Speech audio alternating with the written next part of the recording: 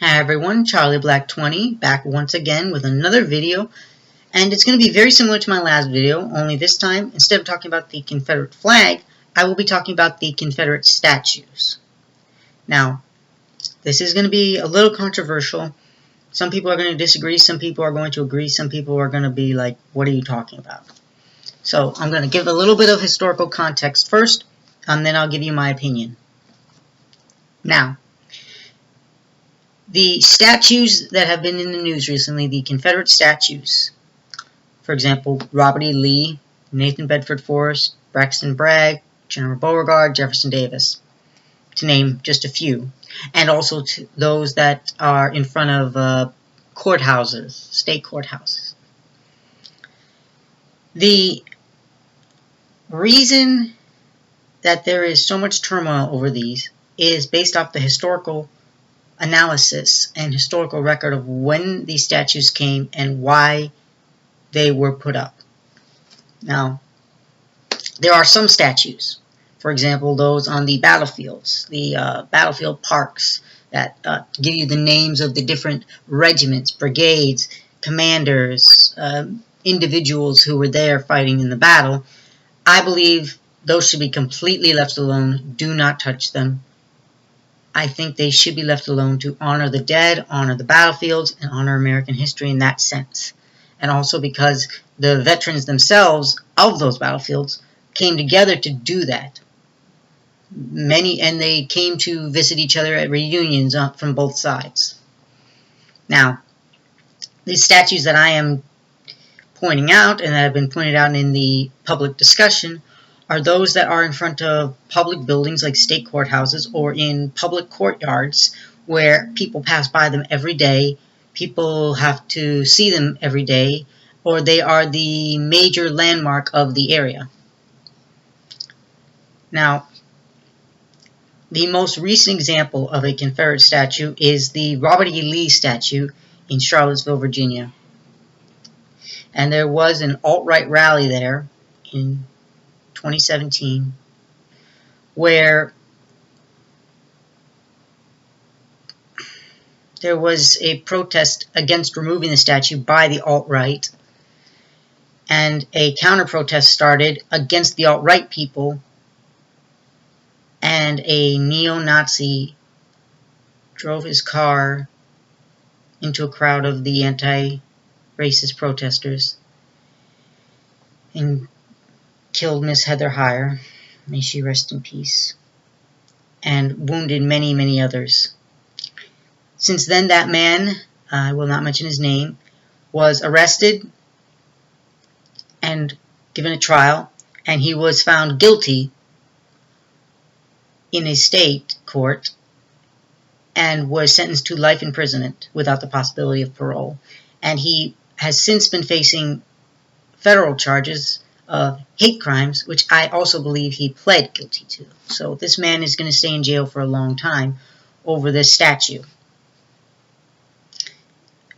One side of the argument is that they made all this fuss over a statue of a traitor to the United States of America. They made this huge deal about this one statue of a general who fought against the country he was born in. And they killed and hurt so many others over that. That makes absolutely no sense. It's all about racism. It's all about white supremacy. It's all about going back to the time of the Confederacy and having a superiority over somebody else that has nothing to do with the law or logic. That's one point of view. And I subscribe more to that point of view to a certain degree. Now, another point of view is the people who I can come to understand, even if I don't agree, which is that people who say that removing these statues, despite how bad the history is, that to remove them is to destroy them and to erase history, to erase Southern history, Southern heritage. And if somebody says, listen, my great-grandfather fought for the Confederacy, what do you want me to do about it? Or my uncle lost a leg, my great-great-great-uncle lost a leg during the Battle of Gettysburg. Why shouldn't he be honored for his courage to face down bullets and artillery? Now, I can understand them being upset that these statues should be removed, and I have no doubt that they should be able to vote on it. But that's not what's happening. What's happening is that they're angry about it. They're not trying to be... The people who are against removing the statues, for the most part, are just spewing a lot of anger out and saying we don't want it removed. It's destroying our Southern heritage. And that Southern heritage is not exactly something to be completely proud of. You want to say my ancestors fought for the Confederacy, and I want to honor the dead, and I want to honor the courage of these soldiers on the battle. I get that. I really do. Because if there's one thing I've seen is that no matter what, you have to respect those that can actually fight and show courage. Even if you don't agree with them. If they show courage, you can at least respect the courage. Now, the reasons they fought the Civil War, we all know why. It was to preserve the institution of slavery and to end the social hierarchy that existed at the time, which was very, very clear. Now,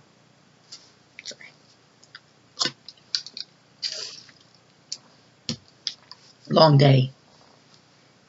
Now, I can understand people saying, like, my ancestor fought for the Confederacy. I can't undo that. I don't want to get rid of the history. I totally get that. But at the same time, you have the same... I'm not in favor of destroying these statues. I don't think any reasonable person... Well, I'm sorry. I don't think any person who is willing to hear you out without being patronizing wants to destroy these statues. They want to remove the statues from the public sphere and put them in a place where they can be studied, which is like a museum. And I agree with that. I really do. I think that these statues, outside of the ones that are in the parks, should be removed and put in museums or in places of historical context to explain these things, like cemeteries. Now, I don't know about all the statues because there's so many. I believe the last count was like 1,700 to 2,000. That's a lot of statues. And most of them are in the South, obviously. There's some scattered throughout the United States, like in the North, the West, but most of them are in the South. And I think that statues like of Robert E. Lee, Nathan Bedford Forrest, Jefferson Davis, they should be removed from the public sphere and put in museums. Now, you would ask me, why would you want to do that? Why would you want to destroy our history? Why would you want to take away our pride? These statues don't represent your pride. You do, if you have pride in the courage of your ancestors, or the idea that you can forge your own destiny. But the Confederacy, in and of itself, was not a good thing. They were fighting on the wrong side of history, and they lost. These statues didn't come into, outside of the battlefields, these statues didn't come into existence after the Civil War, immediately after it. No, the South was rebuilding itself economically, or trying to, and it wasn't until after Reconstruction that these statues started popping up. And do you know the first places they popped up at were? The first places that these statues of Confederate leaders were built were at courthouses, state houses, and educational institutions that were for whites only. Now, why in the world would you put a Confederate statue in front of a courthouse? Why? Why? Some people say for the artwork. Some people say honor the Confederate dead. Well, there's one example I want to give. In Mississippi, they say that there's probably one Confederate statue in front of every courthouse. Not every Mississippian was a Confederate, and not every part of Mississippi stayed Confederate. In fact, there were lots of pro-Union places all across the South. Eastern Tennessee, as a big example, Western Virginia, which became West Virginia, the Allegheny Mountains, the Blue Ridge Mountains, where the mountains were, you had lots of Union support.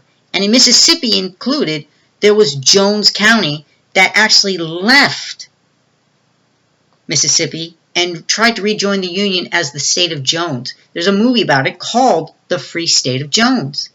And it talks about these people who were just against the Confederacy at that point. Even if they didn't always agree with the Union, they were like, we're sick of the Confederacy. And you had a lot of that. So why would Mississippi and all these other southern states put Confederate statues in front of courthouses where not necessarily everyone agreed with secession, the Confederacy, and possibly not even slavery at the time?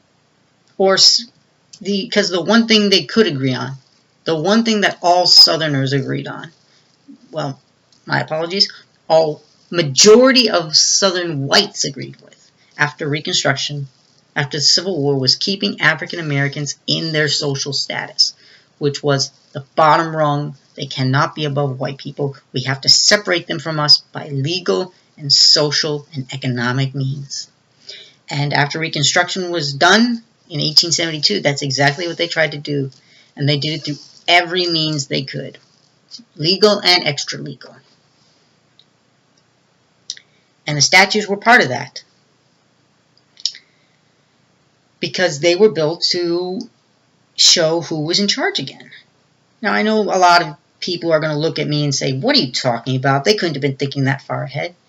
It's not always about thinking far ahead. It's about going with the flow. And a lot of people, it only took one person to come up with the idea. Why don't we put a Confederate statue in front of the courthouse? And it would just go from there, because why wouldn't it? You want to honor the Confederate dead in your minds, but you also want to intimidate these African Americans who are trying to vote. You're basically saying, you go and nothing has really changed. You might not be enslaved, but you're not our equals. And we're the ones in charge. And that's what it was about. It was about who is in charge. And Southern whites, after going through Reconstruction and losing a war, had no interest in changing their social structure. The one thing that they would not change was their social structure. And that's why they passed all these laws about separating the races, segregation.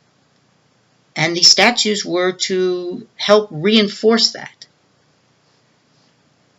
Imagine being an African American person having to walk under the shadow of those statues every single day on your way to work, on your way to school, into the courthouse, which is supposed to be the place of law, where color matters not at all.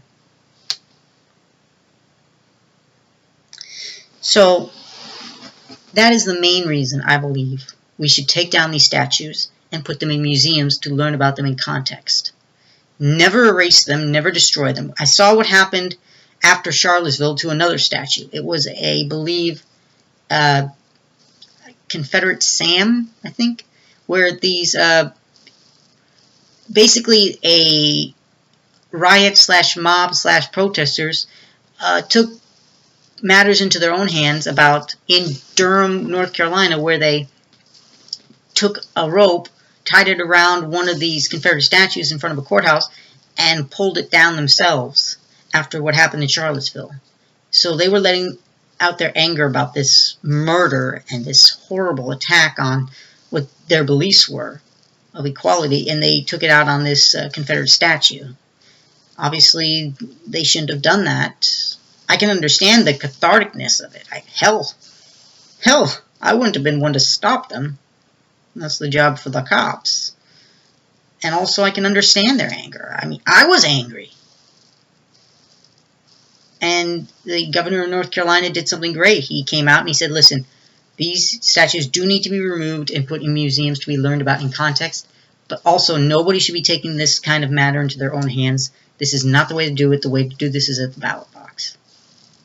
And I had a good amount of respect for him because at first he had been, I think, pretty against removing them. But after what happened in Charlottesville, he changed his tune, which was good. That it showed that people have a limit to how far they'll support something if it results in people getting killed for no real reason. No reason at all, really.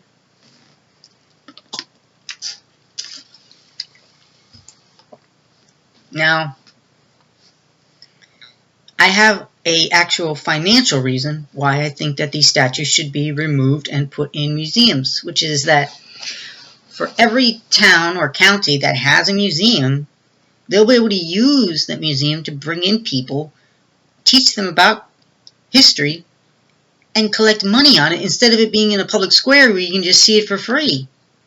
So you can actually get some revenue off of these statues to go to helping out your county, your town, your state, using the history, teaching it in context, and showing exactly what you think things were about, or maybe just the plain historical facts. Because, please forgive this really bad pun, things are not quite as black and white as they seem all the time. Some things about the history are, other things are just a mess. So learning about these statues in a museum, you can collect revenue for your local township, your county, your state. So that's a financial advantage to removing these statues and putting them in museums. Now,